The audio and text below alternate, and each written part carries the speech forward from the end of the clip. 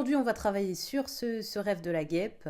Donc voilà, heureux sont les personnes qui ont peur des guêpes parce que on va en parler dans cette vidéo. Donc peut-être que ça va pouvoir vous donner aussi des indices sur sa symbolique. Alors, donc on va parler de la guêpe et je pense que ce qui va être central en termes de noyau symbolique, retenez-le, c'est la question de la réactivité. Parce que tous les facteurs dont on va parler tourne autour de cette question-là. En tout cas, le noyau, vous dites bien, c'est voilà, c'est la réactivité. Donc son origine, son étymologie, donc la guêpe, c'est Vespa. Et oui, bah voilà, on comprend pas. Pour moi, une Vespa, c'est une mobilette. Hein, voilà, c'est une petite moto. Bon, voilà. C'était ça dans ma tête. Quand j'ai vu guêpe, je me dis, mais voilà, quel est le rapport. Donc c'est un terme à la racine taxon scientifique. Donc Vespoidea, Vespidae et Vespa. Alors est-ce que c'est pour des questions du bruit? Alors me demandez pas pourquoi on est passé de Vespa, Vespa avec guêpe. Bon voilà, tout ça c'est des questions de langue, de l'ancien français, de bon, voilà. Moi, tout ce que je sais, c'est que du coup, je suis tout de suite allée me demander est-ce qu'il y a un lien entre la Vespa et le mot guêpe. Et j'ai trouvé effectivement qu'il y avait un lien, que Enrico Piaggio a comparé le prototype du scooter à l'insecte. Alors pourquoi? Parce que le scooter avait une forme élancée, une taille fine et le bruit de son moteur. Bon, effectivement, le bruit, voilà, assez reconnaissable, irritant, si nous puissions dire.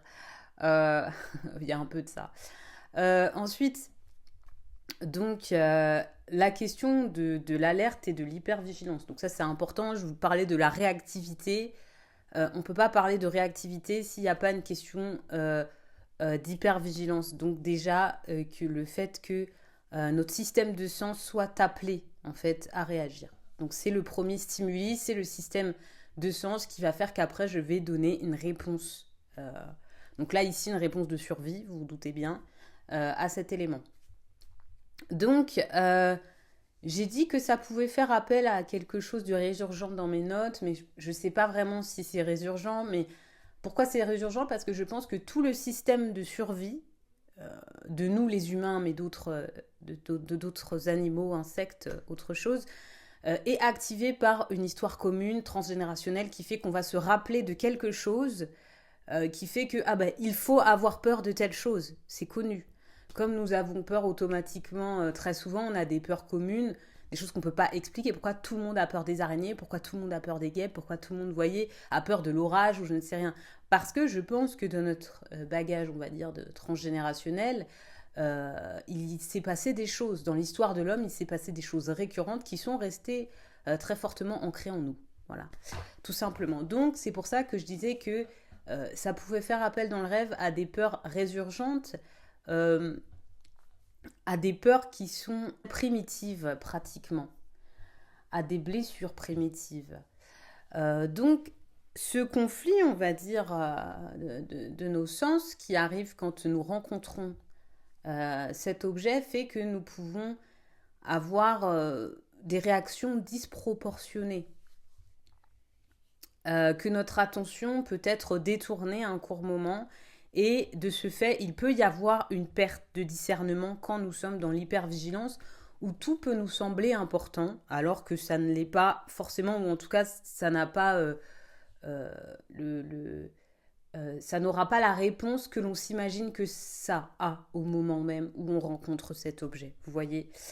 Euh, donc, très souvent dans les rêves, c'est plutôt la guêpe qui vient vers nous. Nous ne poursuivons pas les guêpes, comme je disais, nous en avons peur. Donc souvent, c'est des choses que nous n'avons pas choisies qui viennent s'immiscer dans notre vie.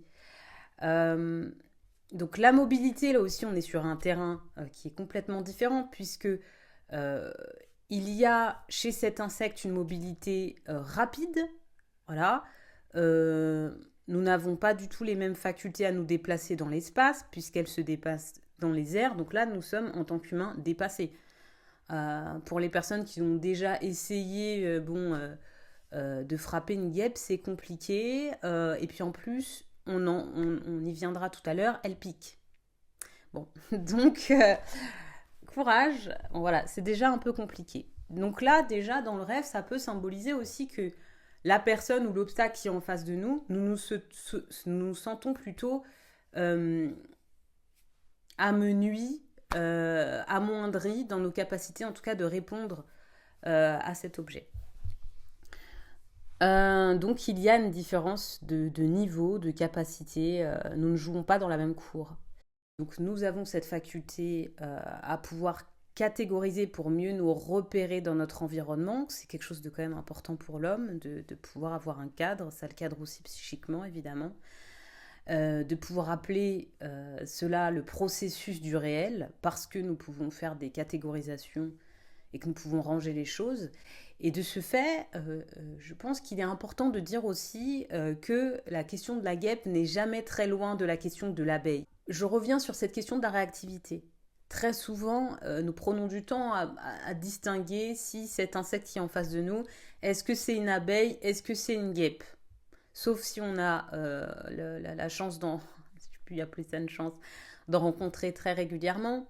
Donc automatiquement déjà ils ont la même couleur, il y a des bandes, enfin voilà. En plus on a pu voir qu'il y a plusieurs types de guêpes, plusieurs types d'abeilles, donc ça devient très difficile parfois de faire face, voilà, de comprendre de qui il s'agit. Et je pense que si nous ramenons ça dans la sphère du réel de l'humain, il est possible que parfois nous sommes assez questionnants par rapport aux personnes qui vont se dresser en face de nous, distinguer l'interlocuteur et qu'est-ce que cet interlocuteur veut de nous. Donc déjà, il y a ce point-là qui est important. Le processus de défense aussi, donc on revient à cette question de la piqûre. La piqûre d'une abeille n'est pas la piqûre d'une guêpe, même s'il peut y avoir exactement les mêmes dommages et les mêmes réactions en type de corps. Il y a des gens qui peuvent se retrouver vraiment avec voilà, les pompiers et tout qui arrivent pour des piqûres. Il y en a d'autres, bref, ils sont pas très... voilà, le corps ne va pas surréagir. Symboliquement, si on y revient, l'abeille peut mourir, enfin meurt, je crois que la plupart des cas, meurt de sa piqûre, puisque le dard est d'une certaine forme qui fait qu'elle va rester en fait parfois dans la peau, et que pour cela, du coup, le fait de la force qui va l'entraîner à retirer ce dard, ça déchire son abdomen. Donc il y a la mort qui s'ensuit. Donc vous comprenez, c'est pas les mêmes enjeux.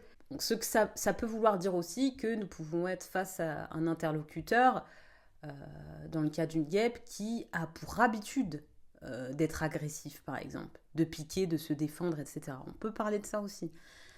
Évidemment, c'est des métaphores, des symboliques, vous avez compris, là je fais un travail de manier l'abstrait. Dans la distinction du clan, du mode de vie et la communauté. Alors, la guêpe, elle vit dans un nid qui n'est pas qu'on va pas forcément appeler une ruche, hein. Donc, les ruches sont constituées de cire, là où les nids de guêpes sont constitués de bouillie de bois, je crois, un truc comme ça. C'est un peu un truc qui fabrique, qui mâche du papier, puis après ça, voilà, c'est sympa. Donc là, ce qu'on peut regarder dans le cadre, c'est qu'on fait face à une institution. Donc on ne fait pas face à quelqu'un qui est proprement une personne, mais on fait face à son dépositaire. On appelle les abeilles les ouvrières. Et je pense que chez les guêpes, c'est un peu pareil. C'est une forme d'ouvrière, de personnes qui font partie de la communauté et qui suivent un ordre, celui de leur reine. Donc symboliquement parlant, c'est important parce que nous sommes dans un système de ce fait matriarche. Voilà, un système matriarcal, si on peut dire, parce que tout tourne autour de la reine. Donc là, ici, vous l'aurez compris, dans le rêve de la guêpe et de l'abeille, il y a cet enjeu-là aussi. Voilà, donc la position de la femme. On peut parler aussi de concurrence. On dit aussi, je crois qu'on peut... c'est un nid de guêpe, je crois que ça se dit, je crois qu'il y a des expressions comme ça. Je suis tombée dans un nid de guêpe, ou bon, voilà. Quand vous avez ces expressions en face de vous, ça veut bien dire quelque chose. Je pense qu'on est dans un lieu qui dit communauté, dit aussi potentiellement concurrence, dit bah voilà, moi je veux reprendre le rôle de la reine, etc. Bon, voilà, les questions de loyauté, etc., très fortes autour de la communauté. Donc, que ce soit du rêve de la guêpe ou de l'abeille, on a quand même ces enjeux-là en termes de symbolique. Donc, ici aussi, vous pouvez vous questionner.